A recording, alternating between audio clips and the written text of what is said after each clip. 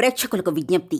ఈ కార్యక్రమంలోని ప్రతి అంశం విషయ పరిజ్ఞానం కోసమే, ఎవరిని ఉద్దేశించినవి కావు. ఇందులో సూచనలు, సలహాలు కేవలం పాల్గొన్న వారి వ్యక్తిగత అభిప్రాయాలు మాత్రమే. ప్రేక్షకులు విజ్ఞతతో గ్రహించి వారి సూచనలు పాటించడమా లేదా అన్నది మీ వ్యక్తిగత నిర్ణయం. ఇందులో ఏ విధమైనటువంటి వ్యక్తిగత ఫలితాలకు గాని, వ్యక్తిగత లావాదేవీలకు గాని ఛానల్ యాజమాన్యానికి, సిబ్బందికి ఏ విధమైన సంబంధము, బాధ్యత లేదు. ప్రేక్షకులు గమనించగలరు. ధన్యవాదములు. నమస్కారం శ్రీ అనంతకృష్ణ గారు. నమస్కారం అండి. ఒక తెలియని కొత్త అంటే సబ్ కాన్షియస్ మైండ్ గురించి చెప్పారు మీరు. గతంలో చాలామంది చెప్తూ ఉన్నారు, బట్ మనీ మోటివేషన్ అనే వీడియోస్ ద్వారా, మనీ మంత్ర వీడియోస్ ద్వారా చాలామందికి రీచ్ అయ్యేలా చేశాయి. ఇవాళ థ్యాంక్స్ టు యూనివర్స్ అని, థ్యాంక్స్ టు అనంతకృష్ణ స్వామి గారు అని చెప్పేసి చెప్తూ ఉన్నారు. అంత బాగా ఎంకరేజ్ చేశారు. అదేవిధంగా ధనవంతులైన వాళ్ళు కూడా ఉన్నారు. మీకు కింద కామెంట్ బాక్స్లో పోస్ట్ చేసిన వాళ్ళే ఉన్నారు, ఈ విధంగా కలిసి వచ్చింది అని. అటువంటి విషయాలు మీరు చెప్పారు. అటువంటి పాజిటివ్ యాటిట్యూడ్ని, పాజిటివ్ నేచర్ని, బాధ్యతని గుర్తు చేసినటువంటి వీడియోస్ అన్నీ వీడియోలో మీరు చెప్పడం జరిగింది. ఇందులో ఏం చెప్తున్నారు? అక్కడ ఏం లేదండి, అవన్నీ వాళ్ళకి తెలుసు. కానీ ఇప్పుడు ఎలా ఉంటుందంటే, ఒక పిల్లాడు ఉన్నాడు, స్కూల్కి వెళ్తాడు, ఆ బుక్స్లో ఉన్న మాస్టర్ చెప్తాడు. అవును, వాళ్ళకి తెలియదని కాదు, వాళ్ళ లోపల ఉన్నదాన్ని తట్టి లేపడం అంతే. వాటి వాళ్ళకి తెలుసు, ఇలా ఉండాలి, ఇలా చేయాలి, ఇవన్నీ తెలుసు. బాగుండాలని కోరిక అందరికీ ఉంటుంది. ఇప్పుడు నేను ధనవంతుడిగా ఉండాలి, ఆరోగ్యంగా ఉండాలి, సంపూర్ణంగా జల్సాగా ఉండాలని ఎవడైనా అనుకుంటాడు. అవును, ఎలా ఉండాలి తెలియదు. అవును, అది మనం తెలియజేస్తున్నాం. ఎందుకంటే ఆర్థిక పరిస్థితులు కానీ, మన చుట్టుపక్కల పరిసరాలు కానీ అవన్నీ మనల్ని అలాగే ఉంచాయి కాబట్టి ఇలా మారాలని తెలియదు. అలా ఉండాలనే కోరిక అందరికీ ఉంది, కానీ దాన్ని మనం రీచ్ కాలేమేమో, మనం దానికి సరిపోలేమేమో అనే ఆలోచనలతో వాళ్ళు అలాగే ఉంటున్నారు అంతే. కాబట్టి దానికి రివర్స్గా మనం ఆలోచనలు ఎలా చేయాలి అంటే, మన ఆలోచన పరిధి ఎలా పెంచుకోవాలి, పెంచుకోవడం వల్ల మనకు అన్ని రకాలుగా సహకారాలు ఎలా అందుతాయి, ఆర్థికంగా మనం ఎలా ఎదుగుతాం అనేది మనం చెప్తున్నాం అంతే, ఇంకేం లేదు. వాళ్ళకి తెలియదు కాదు, వాళ్ళకి తెలుసు, కానీ ఎలా అనేది తెలియదు. అలా ఉండాలని తెలుసు వాళ్ళకి, అలా ఉంటే బాగుంటుందని తెలుసు. ఆ కోరిక అందరికీ ఉంటుంది. ఎవడైనా నెగిటివ్ కోరుకోడు కదా, ఎవడైనా జీవితంలో మంచిగా కోరుకుంటాడు, పాజిటివ్గా కావాలని కోరుకుంటాడు. దాన్ని అందుకోవడానికి విధి విధానం తెలియదు. అది మనకు తెలిసింది, మనం చెప్తున్నాం అంతే. దాంట్లో గొప్పతనం ఏం లేదు. ఇక ఫస్ట్ మనం ఏం చేయాలంటే, ఇప్పుడున్న జీవితానికి, గతంలో మన జీవితానికి, సపోజ్ ఇంతకుముందు గతంలో మనము ఓడిపోయినప్పుడు మనకి ఎవరైనా సహకరించారా? ఒకసారి బేరీజ్ వేసుకోండి మీరు. అంటే స్నేహితులైనా కొంతవరకే, బంధువులైనా కొంతవరకే. మనం ఆధ్యాత్మిక పరంగా కూడా చెప్తాం, గురువు అనేవాడు కూడా కొంతవరకే. గురువు కూడా ఇంతో చివరి దాకా ఉండడు ఎప్పుడు కూడా, గమనించండి. ఆయన పార్ట్ అయిపోయినాక ఆయన వెళ్ళిపోతాడు. మీకేం చెప్తాడంటే ఇలా చేయమని చెప్తాడు అంతే, మీతో కూడా రాడు. ఓకేనా? గురువు అనేవాడు మార్గదర్శి, దారి చూపించే బోర్డు మాత్రమే, అంతేగాని మీతో కూడా రాడు, చివరి దాకా రాడు. కాబట్టి ఎవరైనా జీవితంలో దేవుడు కావచ్చు, గురువు కావచ్చు, తల్లిదండ్రులు కావచ్చు, భార్య కావచ్చు, పిల్లలు కావచ్చు, బంధుమిత్రులు కావచ్చు, ఎవరైనా సరే నీ జీవితంలో కొంతవరకే. కానీ వాళ్ళే శాశ్వతం అనుకొని వాళ్ళ మీద ఆధారపడ్డప్పుడు నీ యొక్క ఉనికిని కోల్పోతాం, నువ్వు ముందుకు పోలేవు. ఇది బాగా గుర్తుంచుకోండి. కాబట్టి ఎవరి మీద మీరు ఆధారపడకండి, భార్య పిల్లల మీద ఆధారపడకండి, మిత్రుల మీద ఆధారపడకండి, బంధువుల మీద ఆధారపడకండి, గురువు మీద ఆధారపడకండి. అది కూడా ఓపెన్గా చెప్పాను. దేవుడి మీద కూడా ఆధారపడకండి. ఎందుకు అక్కడ ఏమవుతుందంటే, మీ నమ్మకాన్ని మీరు కోల్పోయి మీకేదో తక్కువ అవుతుందని చెప్పేసి మిమ్మల్ని మీరు తక్కువ చేసుకోవడం వల్ల ఇతరుల మీద ఆధారపడుతున్నారు.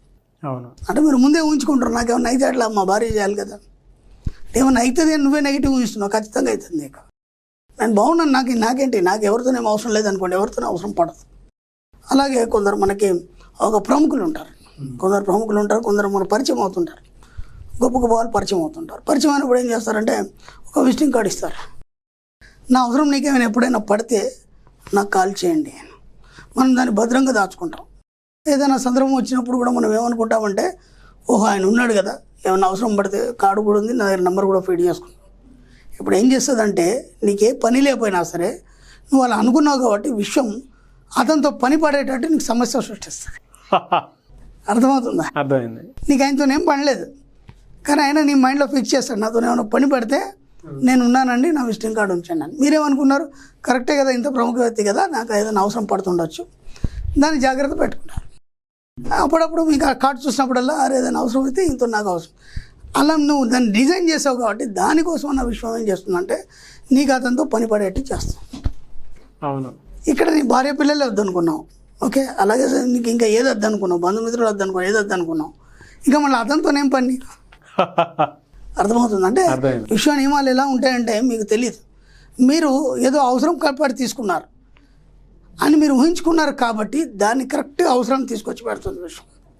నీకు అవసరమే లేదనుకున్నారు, ఓకేనండి నమస్కారం అని పెట్టారు, ఇంకా అయితే మీకు జీవితంలో అవసరం పడదు. ఇది బాగా గుర్తుంచుకోండి. కాబట్టి ఎప్పుడైతే కష్టాల్లో మీకు ఎవరెవరి దగ్గర ఉన్నారో ఒకసారి ఆలోచించి, కష్టాల్లో బాధల్లో ఉన్నప్పుడు ఇంతవరకు వారు హెల్ప్ చేస్తారు. ఆ స్నేహితులు కూడా బాగా క్లోజ్ ఫ్రెండ్స్ వచ్చినప్పటి బాగానే ఉన్నారు, ఒక లిమిట్ వరకు చేయగలుగుతారు వాళ్ళు. ఎందుకంటే వాళ్ళ ఆర్థిక పరిస్థితులు కూడా చూసుకోవాలి. వాళ్ళు ఎంత క్లోజ్ ఫ్రెండ్ అయినా సరే ఒక లిమిట్ వరకు చేయగలుగుతారు. ఆ లిమిట్ దాటిన తర్వాత ఒక్కొక్కరు తప్పుకోవడం జరుగుతుంది. కొందరికి ఇది బాధ కలిగించవచ్చు, కానీ నేను ఓపెన్గా చెప్తున్నాను. ఎందుకంటే నా జీవితంలో ఎన్నో చూశాను, నా దగ్గరకు వచ్చిన వాళ్ళలో చాలామంది నేను చాలా చూశాను. ఒక ఫ్రెండ్షిప్ అయితే దాదాపు 50 సంవత్సరాల్లో కూడా వాళ్ళు క్లోజ్ ఫ్రెండ్సే. ఈయన లేకపోతే ఆయన ఉండలేడు, ఆయన లేకపోతే ఈయన ఉండలేడు, ఈయనకేమైనా ఆయన వెళ్తాడు, ఆయనకేమైనా నేను వెళ్తాడు. ఆ టైంలో ఏదో బిజినెస్ చేద్దాం ఏదో చేద్దాం 50 లక్షలు ఈయన దగ్గర తీసుకొని దాదాపు 2-3 years అయిపోయింది. 30 తిప్పలు పెట్టేసి ఆ పెద్దని నా దగ్గరికి వచ్చి వెళ్ళి ఆడాడు. ఆయన నా చిన్ననాటి మిత్రుడు అండి. దాదాపు మొన్నటి వరకు 2-3 years వరకు కూడా మేము చాలా క్లోజ్గా ఉన్నాం. వాడి ఇంట్లో ఫంక్షన్ అండి, నేనే లేదు, నా ఇంట్లో లేదని అవసరమైతే వాడు ఎక్కడ వచ్చి ఇక్కడ పడుకునేది, అంత కబుర్లు చెప్పుకునేది. అసలు నిన్ను మించిన వాడు ఇంకోటి లేడు. అది ఇంత మంచి స్నేహం 50 ఏళ్ళైనా మనం కలిసి ఉన్నాం. అప్పుడు ఏమొచ్చింది మరి ఆ 2 yearsలో? ఆ 2 yearsలో ఏమొచ్చింది? డబ్బులు కాడికి వచ్చేసరికి అంటే ఏమైపోయింది మొత్తం. ఇప్పుడు ఆయన అడగలేడు, ఈయన ఇవ్వలేడు. అవును. అప్పుడు ఈయన కూడా ఏం చేశాడంటే తన ఏదో దగ్గర వాళ్ళ సంబంధంలో ఆ డబ్బులు పెట్టి ఏదో చేసి నాకు ఇద్దాం అనుకున్నాడు. ఈ వయసులో నేను డిమాండ్ చేయలేడు, అది దగ్గర వాళ్ళు. అవి ఎప్పుడొస్తుందో తెలియదు, ఈయనకి ఇవ్వలేడు. ఇప్పుడు ఏమైంది చెప్పండి? ఇప్పుడు ఈయన బాధపడుతున్నాడు, ఆయన బాధపడుతున్నాడు, ఇద్దరు బాధపడుతున్నారు. కాబట్టి స్నేహం అనేది కూడా కొంతవరకే, అంతేగాని లైఫ్ లాంగ్ కాదు. ఏది కూడా లైఫ్ లాంగ్ నీతో తోడు ఉండేది ఎవరంటే నీ అంతరాత్మ. ఎస్, నువ్వు చచ్చేంత వరకు, ఎండ్ ఆఫ్ డెత్ వరకు నీకు తోడు ఉంటుంది, నీతోనే ఉంటుంది. నీకు ఏం కావాలో అన్నీ చేసి పెడుతుంది. ఏం కావాలో అన్నీ చేసి పెడుతుందంటే ఇప్పుడు సపోజ్ నేను చెప్పాను ఎన్నోసార్లు, మీరు ఎప్పుడైతే ఇన్నర్ మైండ్తో మీరు కనెక్ట్ అవుతారో, మీరు అడవిలో కూర్చున్నా సరే మీ దగ్గరికి అన్నీ వస్తాయని చెప్పాను. అవును కదా, చెప్పానా లేదా? దానికి ఎగ్జాంపుల్ కూడా మనం అల్లద్దీన్ అద్భుత దీపం కథ చెప్పుకున్నాం, మనం ఎన్నోసార్లు చెప్పుకున్నాం, అట్లాంటి ఎగ్జాంపుల్స్ అన్నీ చెప్పు. కాబట్టి నీకు ఏం కావాలనేది కూర్చుని దగ్గర అన్ని సమకూర్చిన తర్వాత నీకు వేరే వాళ్ళతో ఏమవసరం ఉంది? ఏమవసరం ఉంది? కాబట్టి మరీ చెప్తున్నాను, మీకు ఎప్పుడైతే కష్టాల్లో బాధల్లో ఉన్నప్పుడు ఎంతవరకు నీ వాళ్ళు అనుకున్న వాళ్ళు నీకు కరెక్ట్గా ఉన్నారని ముందు ఆలోచించు. అక్కడ తెలిసిపోతుంది. ఆనందంలో ఎవరైనా తోడుంటారో హ్యాపీగా నీతో పాటు ఎంజాయ్ చేస్తారు. అప్పుడు కూడా ఏం అవసరం లేదు, నీ డబ్బే ఖర్చు పెట్టాలి, నువ్వే జాయ్ఫుల్గా అందరితో ఎంజాయ్ చేయాలి. అంతేకాని కష్టాల్లో ఉన్నప్పుడు కూడా నీతో ఎవరైతే తోడున్నారో ఒకసారి ఆలోచించండి. ఆ సమయంలో భార్య కూడా నిన్ను నాన్న మాటలు అంటుంది. ఎందుకంటే ఈ రోజు నుంచి ఏం చేసినావు, నువ్వు ఇంతగానే మేము ఉద్ధరించావు, వాళ్ళు అలా అయ్యారు ఇలా అయ్యారు, ఇవే మాటలు మాట్లాడుతుంది. ఒకవేళ కనుక నేను అర్థం చేసుకుని భార్య ఉన్నా కానీ నువ్వేం చేయలేవు. ఎందుకంటే నీ పరిస్థితి అట్లాంటి, ఆర్థిక పరిస్థితి దుస్థితి అయినప్పుడు ఎవరైనా అంటారు, ఏదైనా అంటారు. మన పిల్లాడు, మన కడుపులో పుట్టిన పిల్లాడు కూడా సడన్గా మాట అనేస్తాడు.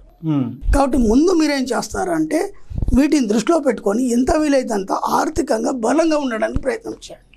ఓకే. ఆర్థికంగా బలంగా ఉండాలన్నప్పుడు మీ ఇన్నర్ మైండ్తో కనెక్ట్ అయి ఉండండి. ఆ ఇన్నర్ మైండ్లో ఎప్పుడు డబ్బు, సంపద, ఐశ్వర్యం పెట్టినప్పుడు ఆర్థికంగా మీరు ఎండ్ ఆఫ్ డెత్ వరకు కూడా మీరు బలంగా ఉంటారు. ఆర్థికంగా బలంగా ఉన్నారంటే అన్ని మీ దగ్గరకు వస్తాయి. మీరు ఎవరి దగ్గర పోవాల్సిన అవసరం లేదు, ఎవరితో మీకు అవసరం లేదు. నేను అది చెప్తున్నాను. ఇక్కడ మీకు ఈ ప్రపంచంలో ఎవరితో అవసరం లేదు, మీకు మీరే ఉంటారో. మీతో పాటు డబ్బు, సంపద, విషయం అది ఎలా కలిగి ఉంటారు? మీ ఇన్నర్ మైండ్ ద్వారా కలిగి ఉంటారు. ఇది బాగా గుర్తుంచుకోండి. ఇంత తప్ప మీ జీవితంలో ఇంకా వేరేం ఆలోచించకండి. ఎవరితోనో నాకు అవసరం పడుతుంది, నా స్నేహితులు లేకపోతే నాకు నడవదు, నా పిల్లలు లేకపోతే నాకు నడవదు, ఇలాంటివి ఏం పెట్టుకోకండి. ఎందుకంటే ఇప్పుడు మనం ఎన్నో చూస్తున్నాం, పిల్లలు ఆ హయ్యర్ ఎడ్యుకేషన్స్ కోసం కానీ లేకపోతే జాబ్స్ కోసం ఫారిన్ కంట్రీస్ వెళ్ళిపోతున్నారు. అబ్రాడ్ వెళ్ళిపోయిన తర్వాత తల్లిదండ్రులకు ఎవరు లేని పరిస్థితి. అవును. నువ్వు ఇంతవరకు ఏమనుకున్నావు, నా కొడుకు నాకు చేస్తాడు, నా పిల్లలు నా దగ్గర ఉంటారు అనుకున్నావు. ఇప్పుడు ఏమైపోయింది? ఇప్పుడు నువ్వు దుఃఖపడాల్సి వస్తుంది. కాబట్టి ఎవరితోనేమో అవసరం, నాకు విశ్వం నాకు తోడుంది అనుకున్న తర్వాత మీరు ఇంకా బాధపడే అవసరం ఉండదు. కాబట్టి ఇక నుంచే మీ మైండ్ని గట్టిగా తయారు చేసుకోండి. ఎవరు ఏమి చేయరు, ఎవరితో కూడా మీకు ఏం అవసరం లేదు. మీకు మీరే కూర్చుని దగ్గర మీ ఇన్నర్ మైండ్తో కనెక్ట్ అయి ఉండండి. ఏది దొరుకుతుంది మీ దగ్గరకు వచ్చేస్తుంది. ఎక్కడ కూడా భయపడాల్సిన అవసరం లేదు, అన్నీ మీ దగ్గరికి వస్తాయి. ఎండ్ ఆఫ్ ద డే వరకు మన ఆత్మ మనతోనే ఉంటుంది. ఎస్, మనతోనే ఉంటుంది. మనం దాంతోనే ఉండాలి. అంతే ఉన్నప్పుడు మీకు ఏది కొరుకుంటే మీ దగ్గరకు వస్తుంది. ఇంకా మీరు ఎవరి మీద డిపెండ్ కావాల్సిన అవసరం లేదు, ఎవరికేం అడగాల్సిన అవసరం లేదు. ఇది వినడానికి కొద్దిగా కట్టుగా ఉంటుంది, ఎందుకంటే మన జీర్ణించిపోయినాయి కదా మనకి సంబంధాలు, బాంధవ్యాలు ఇవన్నీ కూడా, భార్యలు, పిల్లలు, మనవలు, మనవరాళ్ళని. ఇది వినడానికి కొద్దిగా కట్టుగా ఉంటుంది, కానీ ఒక్కసారి ఆలోచించండి గట్టిగా. ఎందుకంటే ఇప్పుడు ఎంతోమంది యోగులు, ఋషులు, ముళ్ళు ఉన్నారు, మహానుభావులు, మహాపురుషులు ఉన్నారు, పెద్ద పెద్ద గొప్ప వాళ్ళు ఉన్నారు, మేధావులు ఉన్నారు. మ్యాక్సిమం చూడండి వాళ్ళు చివరి జీవితం ఒంటరిగానే ఉంటారు. గొప్ప గొప్ప మేధావుల జీవిత చరిత్రలు తీసుకున్నప్పుడు చివరి టైంలో వాళ్ళు ఒంటరిగానే ఉంటారు. వాళ్ళ దగ్గరికి అన్నీ వస్తాయని వీళ్ళు ఎవరి దగ్గర పోరు. మీరు ఒకసారి వాళ్ళ జీవితాన్ని గమనించండి, అర్థమవుతాయి. ఎందుకంటే వాళ్ళు వాళ్ళ ఇన్నర్ మైండ్తో కలిగి ఉన్నారు కాబట్టి వాళ్ళు అలాగే ఉంటారు. చరిత్రలో ఒక గొప్ప పేరు నిలిపించి వెళ్ళిపోతారు తప్ప వాళ్ళు ఎవరి మీద డిపెండ్ కారు. మనకే పనికిరాని సెంటిమెంట్లు అన్నీ. Thank you sir, thank you so much Shri Acharya Anantakrishna Swami garu. Thank you అండి. చూశారు కదండి వీడియో.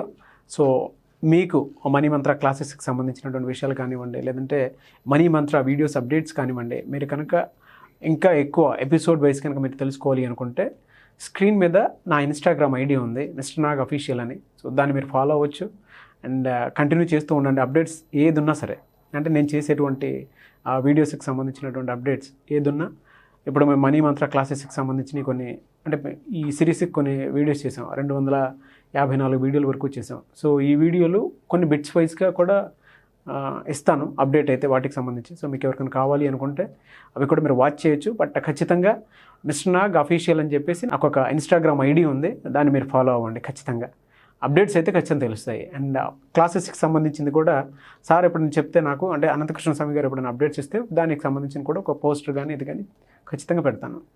Thank you.